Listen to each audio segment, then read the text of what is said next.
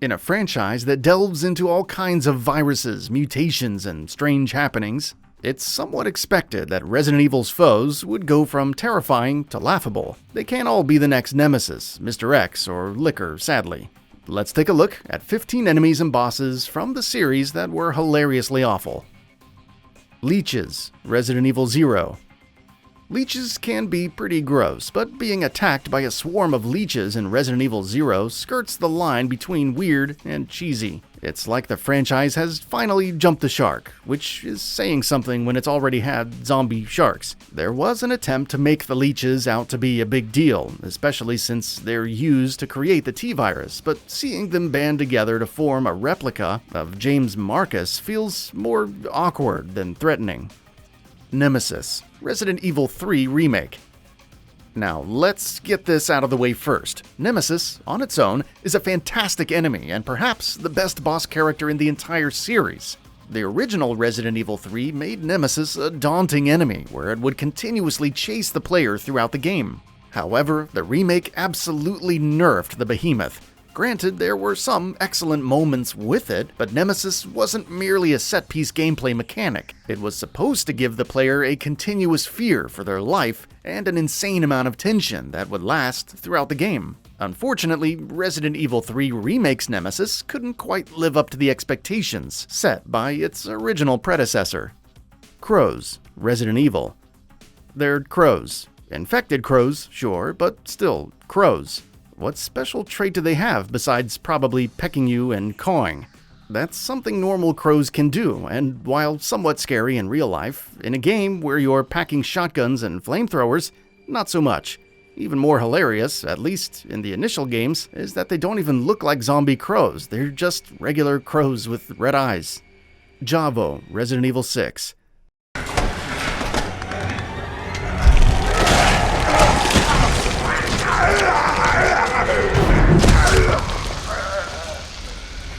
Essentially mutants created by infecting humans with the C-virus, Javo give off a spider-like appearance with their faces.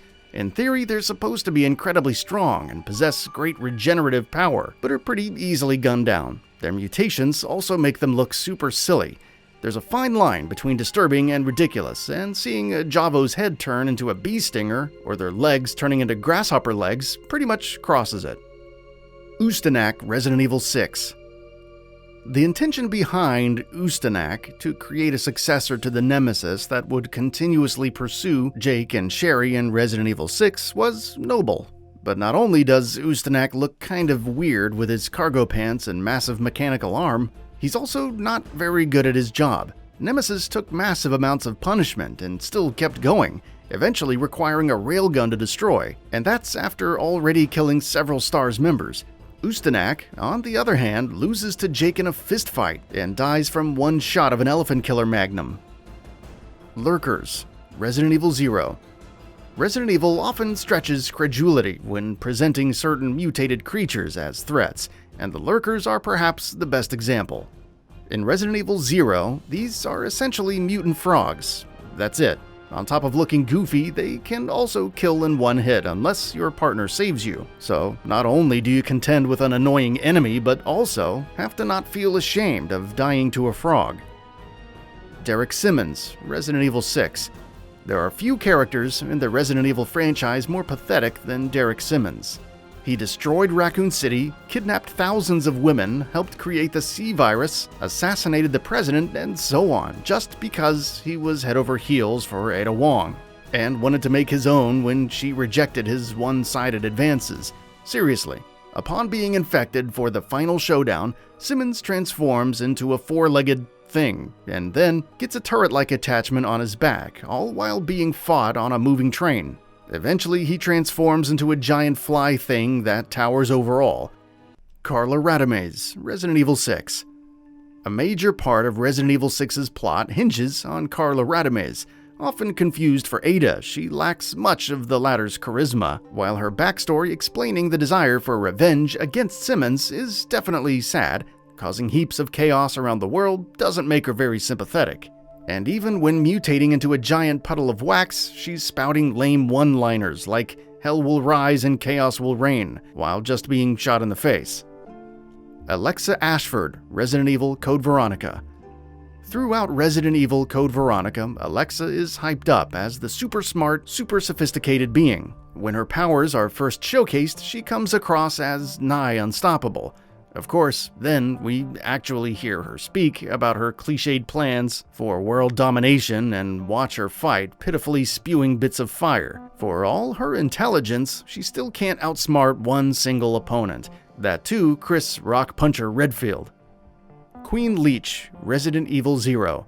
The first hint that this Queen Leech fight is going to be lame is seeing it imitate James Marcus in super over-the-top fashion. When it transforms, it mostly walks around in awkward fashion, maybe grabbing a teammate every now and then, while eating lots of bullets.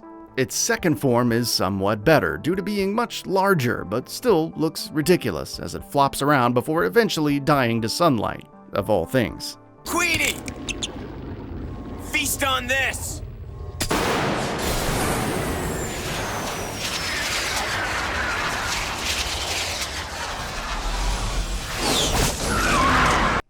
EVELINE, Resident Evil 7. Why does everyone hate me?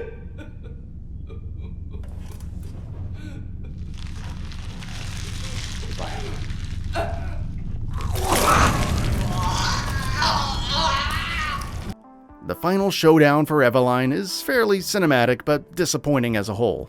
As the person exerting control over Jack and Marguerite Baker along with Mia, they were all way more charismatic and threatening. You could attribute this to her powers as a whole waning, on top of being injected by the necrotoxin. Nevertheless, the final battle consisted of little more than shooting her giant molded face. The fact that people talked more about Chris Redfield's new face afterwards says it all, really. The Molded, Resident Evil 7. At first glance, the Molded look threatening with their black mass and large set of teeth. But it quickly becomes apparent that they're not very effective, slowly moving towards Ethan, easily being staggered with bullets, and maybe taking a swipe after what feels like an eternity. You're more likely to be annoyed with the sluggish aiming mechanics than a handful of the Molded. Plan 42, Resident Evil HD Remaster. Under the right scenarios, it's possible to kill Plan 42 without even fighting it, but if you don't, then you're treated to a battle with, well, a large mutated plant. It mostly spills acid with its tendrils, staying exposed the whole time and sometimes whipping anything underneath. There's not really a whole lot to say because the boss feels more like a novelty than anything actually scary. Orgoman Resident Evil 6. Among the many things that Resident Evil 6 brought back and ruined was El Gigante, but mutated further into Orgoman. It was large and kind of mean, kind of goofy as it stomped around, causing slightly less havoc than expected. In terms of mechanics, it consisted of little more than shoot the red thing on its back, followed by a QTE of Chris pulling out one of its thorns and stabbing it with the same... what? Alligator, Resident Evil 2 Remake. Though most mutated animals tend to just look weird, the alligator from Resident Evil 2 Remake at least looked imposing. Maybe because it's an alligator, but the T-Virus served to heighten its awesomeness and size. Of course, then you go through a sequence of it slowly pursuing Leon, taking a very telegraphed bite or two and missing, and then dying because it chomped on an exploding gas pipe. That's all for now. If you enjoy what you saw, please hit the like button. And if you're new to the channel, now is a great time to subscribe. We upload brand new videos every single day. After subscribing, don't forget to enable all notifications by clicking the bell icon. Thanks for watching this video, and we'll see you next time, right here on Gaming Bolt.